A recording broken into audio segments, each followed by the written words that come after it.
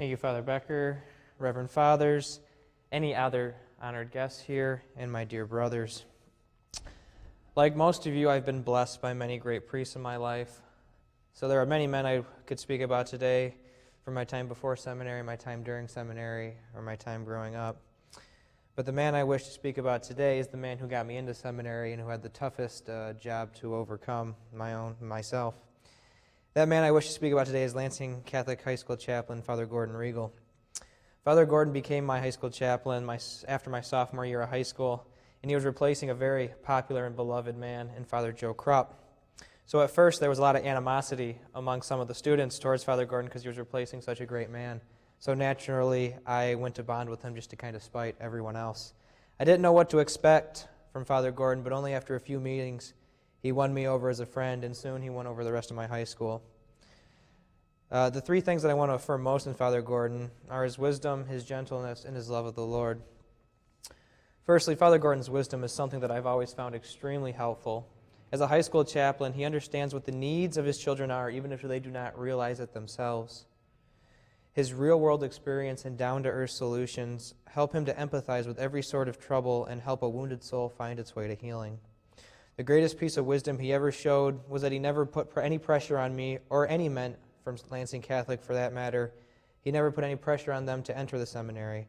I don't think he ever even asked. I know that if I would have had pressure on me to pursue the priesthood, I would have ran even further away from the call.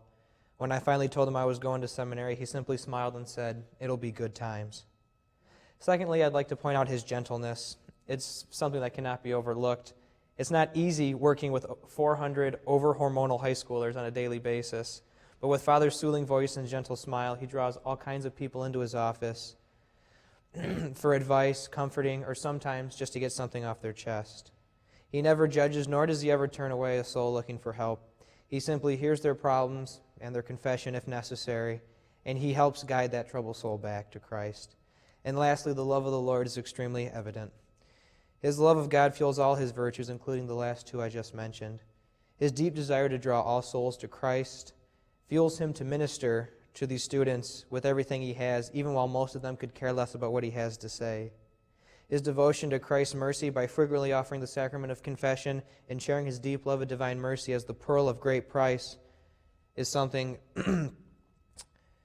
that he shares with all of his students. And lastly, his love of the Lord is evident because he is so humble and because he follows whatever the bishop tells him. Father Gordon just finished planning a new $2 million chapel on Lansing Catholic. And as soon as he dedicated it earlier this spring, he got asked to move to a new parish and a new assignment.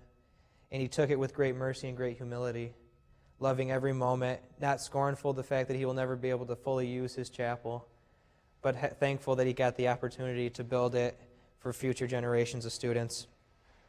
I would love to stand here and talk about all of Father Gordon's fantastic qualities, but I think I will end with this. Father Gordon is my priest hero because he simply allows the Lord to work in his life and he uses all these gifts to touch the heart of all he meets. Praise be Jesus Christ.